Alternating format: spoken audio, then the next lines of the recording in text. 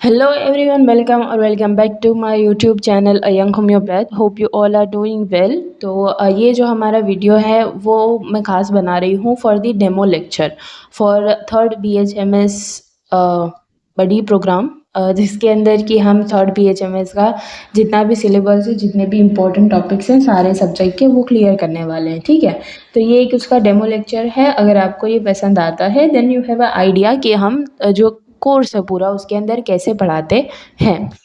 सो आज का जो हमारा टॉपिक है वो थोड़ा सा यूनिक है बिकॉज कि it is comes from modern pharmacy, और we can say the pharmacology, और we can say the allopathic pharmacy.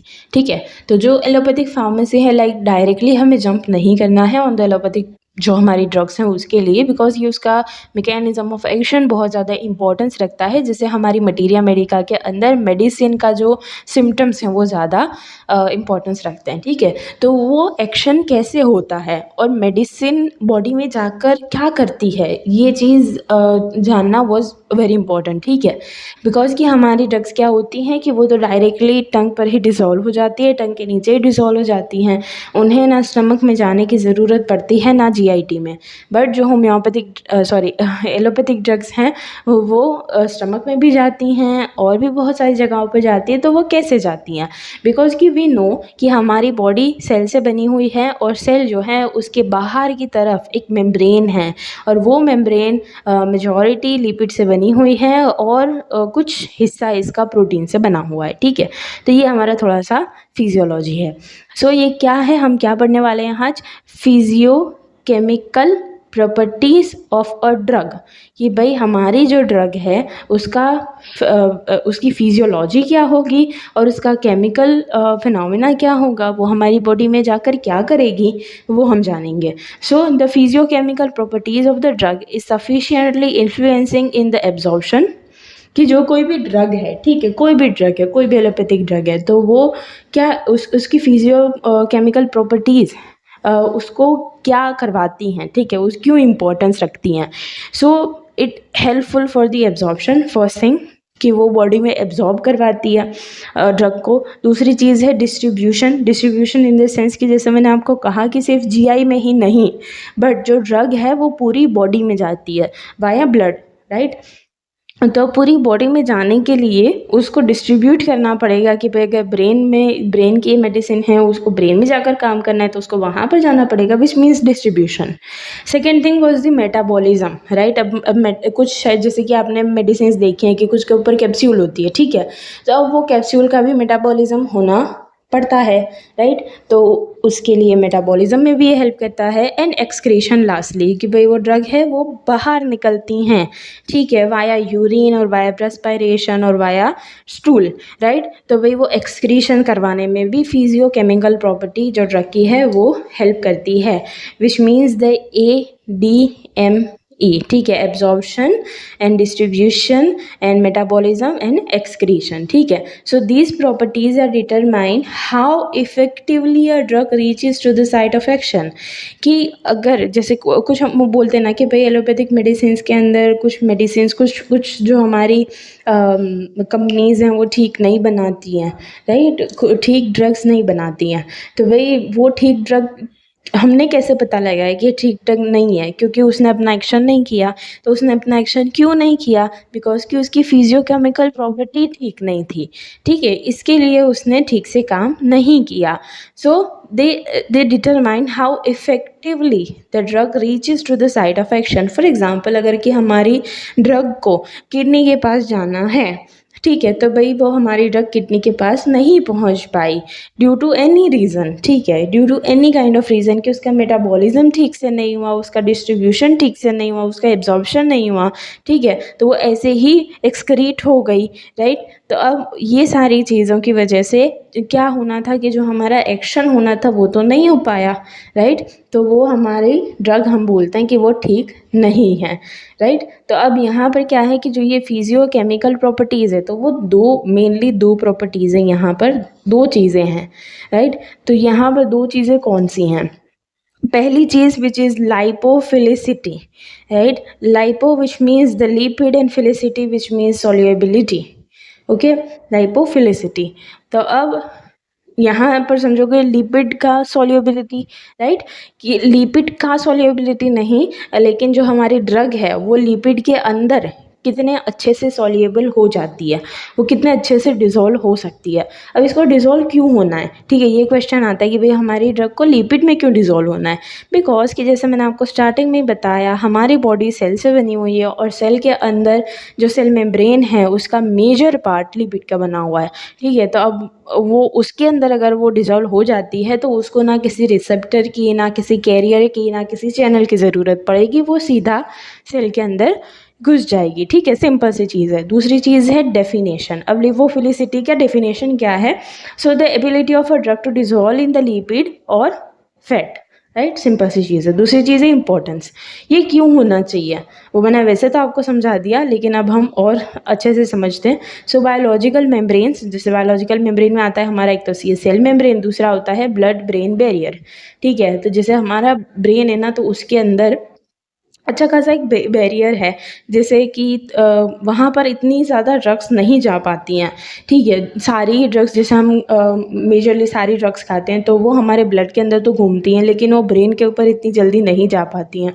क्यों? Because of the blood brain barrier, ठीक है। तो जो लिपिड रिच या फिर तो लिपिड के अंदर सोल्यूबल हो जाने वाली ड्रग्स हैं, वो ब्लड ब्रेन बैरियर को भी अच्छे से क्रॉस कर लेती हैं, ठीक है। तो यू कैन अंडरस्टैंड कि भाई कितना ये इम्पोर्टेंट है, कि भाई लिपोफिलिसिटी कितनी इम्पोर्टेंट है।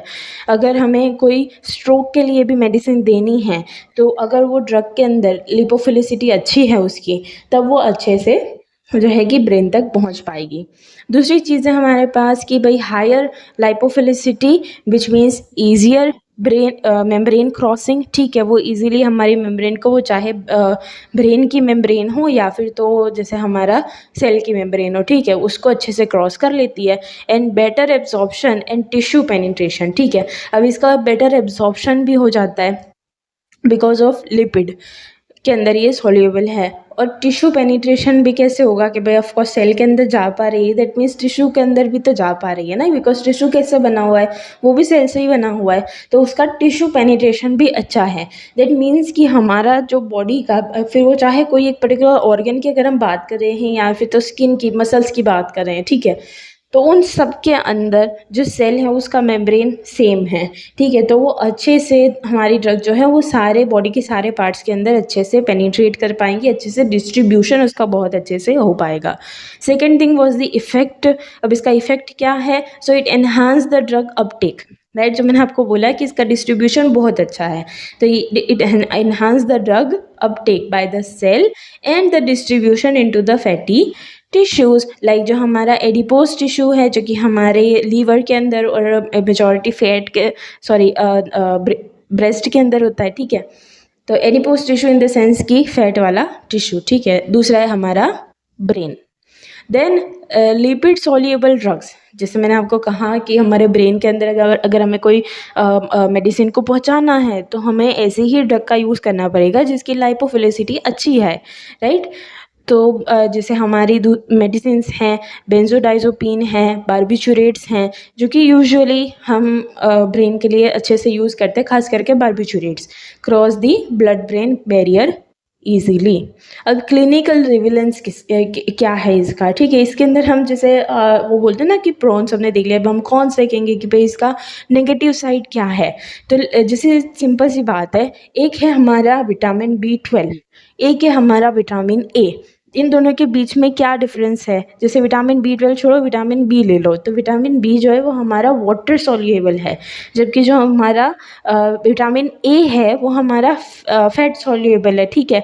तो हमें जो विटामिन ए है वो अगर हम ले लेते हैं तो हम अराउंड 2 to 3 मंथ के लिए हमें उसका स्टोरेज मिल जाता है, अगर हम ज़्यादा ले लेते हैं। तो ऐसा क्यों हुआ? बिकॉज कि वो फैट सॉल्युबल था और वो हमारी बॉडी में जहाँ जहाँ पर ज़्यादा फैट था वो वहाँ पर जाकर स्टोर हो गया, majority in the adipose tissue, majority in the liver.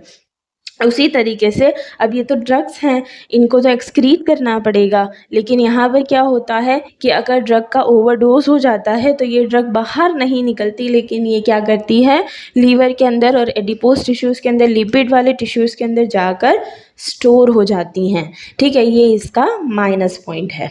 So the lipophilic drugs often have a longer half-life due to the storage in the fat, and however excessive lipophilicity may lead to the accumulation and toxicity. Simple, right? अब यहाँ पर इससे दूसरी बात है, जैसे मैंने आपको विटामिन बी और विटामिन ए का बताया, तो विटामिन ए वाला फंडा तुम समझ गए कि वो लिपिड सॉल्युबल है। विटामिन बी का फंडा समझते हैं कि भाई वो वाटर सॉल्युबल है। वहाँ पर ही हमारी दूसरी प्रॉपर्टी आ जाती है विच इज़ पोलारिटी, और we can say the water solubility. So इसका डेफिनेशन क्या होगा? सिंपल है कि जो ड्रग वाटर में या फिर तो एक्वायरस एनवायरनमेंट के अंदर जहाँ पर पानी ज़्यादा है वहाँ पर वो डिजोल्व हो जाती है।